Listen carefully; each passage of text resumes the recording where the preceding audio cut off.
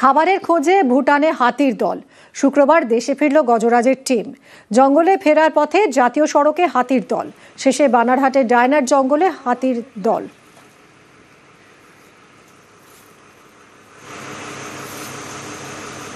খাবারের খোঁজে ভুটানে হাতির দল। শুক্রবার দেশে ফিরল গজরাজের টিম।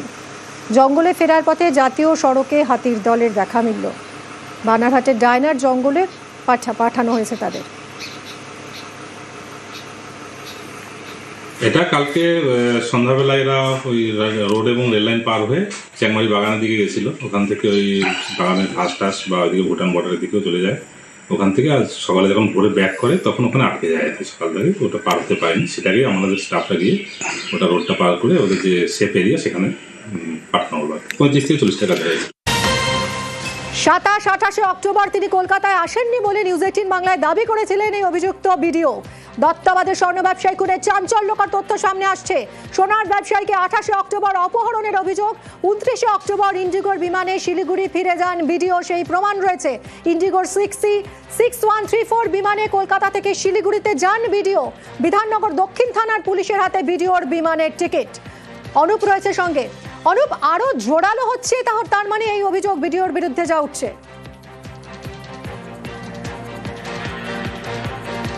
তো ভিডিও প্রত্যেক কথা কিন্তু অস্বীকার করলেও আরও কিন্তু জোরালো হচ্ছে এই তথ্য। পুলিশের পক্ষ থেকে তথ্য কিন্তু সংগ্রহ করা হচ্ছে। সেক্ষেত্রে দেখা যাচ্ছে তিনি কিন্তু 9 দিন কলকাতায় ছিলেন। 20 তারিখে একেবারে কলকাতায় আসেন 20 অক্টোবর। পরবর্তী ক্ষেত্রে দেখা যাচ্ছে 29 অক্টোবর তিনি কলকাতা থেকে আবার বাগডোগরাতে শিলিগুড়ি ফিরে যাচ্ছেন। সেক্ষেত্রে দেখা যাচ্ছে সন্ধ্যা 6:10 ঘড়ির কাঁটায় তখন কিন্তু এই যে ফ্লাইট এবং সেখানে 6134 এই বিমানে করে তিনি ফিরে গেছিলেন এবং সিট নাম্বার ছিল 26A এবং উইন্ডো সিট ছিল, কিন্তু এমনটাই কিন্তু একেবারে পুলিশের পক্ষ থেকে স্পষ্ট করা হচ্ছে।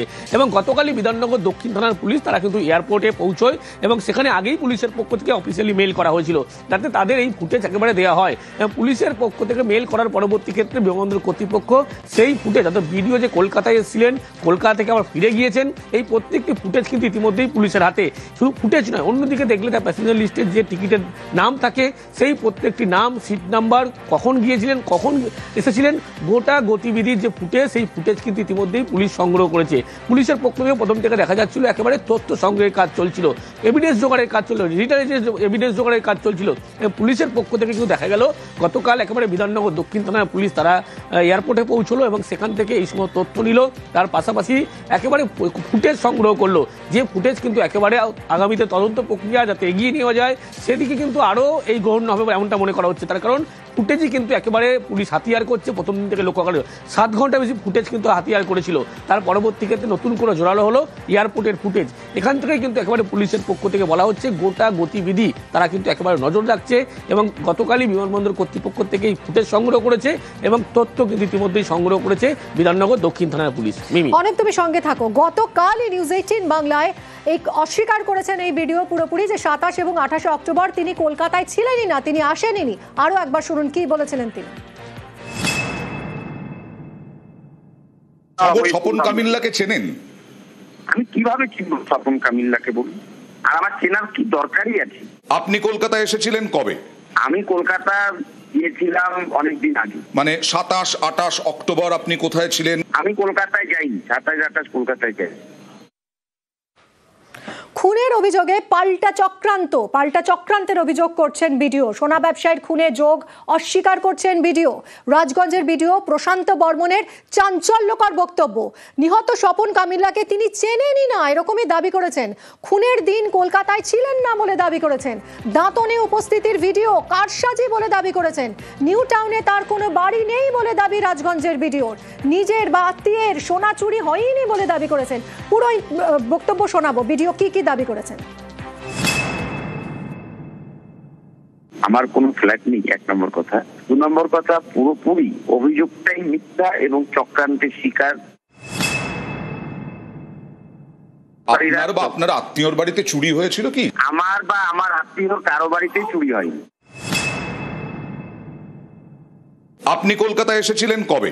আমি কলকাতা গিয়েছিলাম অনেকদিন আগে। মানে 27-28 অক্টোবর আপনি কোথায় ছিলেন? আমি কলকাতায় যাইনি, 27-28 কলকাতায় যাই। আপনি দাঁতনে গেছিলেন? আমি কেন দাঁতনে যাব? নিউজ 18 বাংলায় একটা ভিডিও দেখুন, পরিবারের দেওয়ায় স্বপন কামিল্লার বাড়ি হচ্ছে দাঁতনে, ওখানে কিন্তু আপনাকে দেখা যাচ্ছে, কি বলবেন বলুন তো?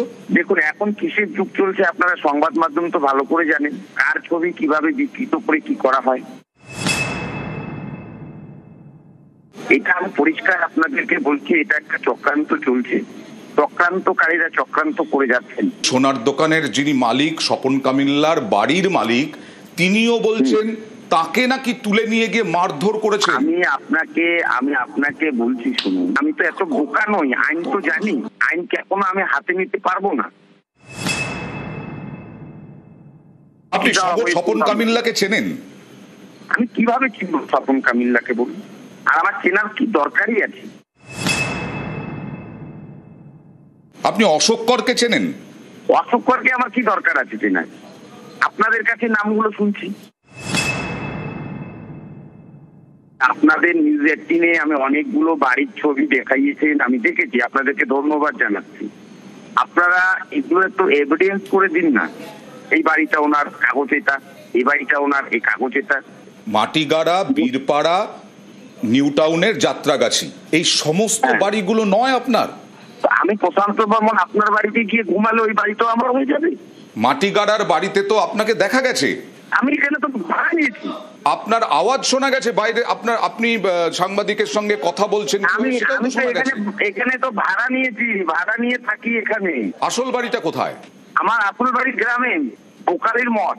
আপনি গ্রামে গিয়ে খবর নিন না, আমি কি ধরনের ছেলে আছি খবর নিন, এবং আমি কিভাবে একটা পিছিয়ে পড়া সমাজ থেকে উঠে আসছি সেটা খবর নিন। দেখুন, মানুষ যখন বিপদে পড়ে তারা কারো নাম কারণ বলে, এটা প্রমাণ হবে, তদন্ত হবে। আজকে ঠিকাদাররাও দুর্নীতির অভিযোগ করেছেন আপনার বিরুদ্ধে। এই ঠিকাদারদের একটু আপনারা মুখ দেখতে বলুন, এবং সংবাদ মাধ্যমের প্রতি আমারও আস্থা আছে। এই ঠিকাদাররা ওখানে ইউনিয়ন বাড়ি চালাতো, এই ঠিকাদাররা ওখানে কাটমানি তুলতো, সেটা আমি বন্ধ করে দিয়েছি ভিডিও হয়ে আসার পর। আমার নামে আমার মোবাইলে ফোন এসেছিল অডিটর সাহেব যে আপনাকে এবার দেখে নেওয়া হবে, আপনার নাম ঢুকিয়ে দেওয়া হবে। তার মানে অডিও রেকর্ড করা আছে, আপনি এই তথ্যগুলো দিতে পারবেন? পুলিশ ডাকলে যাবেন আপনি? অবশ্যই যাবো।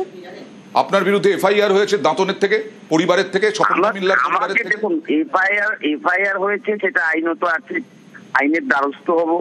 অবশ্যই মহামান্য আদালত আছে, আদালত বিচার করবে। আমি তদন্ত সহযোগিতা করব, তদন্ত যেখানে এগোবে সেখানে সহযোগিতা করব, সব রকম সহযোগিতা আমার তরফ থেকে থাকবে। পুলিশ কি যোগাযোগ করেছিল আপনার সঙ্গে? কেন যোগাযোগ করবে না, করেছি।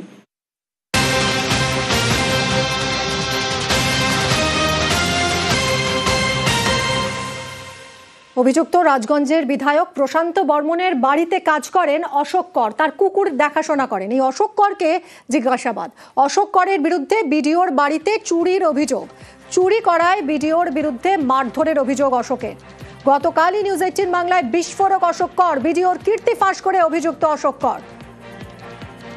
বিডিওর যাবতীয় কুকীর্তি ফাঁস করে দেয় এই অভিযুক্ত অশোক কর।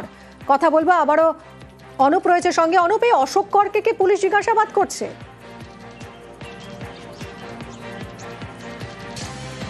একবারে অশোক কর যে অভিযুক্ত ছিল চুরির ঘটনায়, আর তাকে কিন্তু গতকাল নিউজ 18 বাংলা তিনি যে বিস্ফোরক স্বীকারোক্তি দিয়েছিলেন, তার পরবর্তী ক্ষেত্রে কিন্তু বিধাননগর দক্ষিণ থানার পুলিশ তাই অশোক করকে কিন্তু একেবারে জিজ্ঞাসাবাদ করে, সাথে গোয়েন্দা শাখার পুলিশ তারাও জিজ্ঞাসাবাদ করে যৌথভাবে।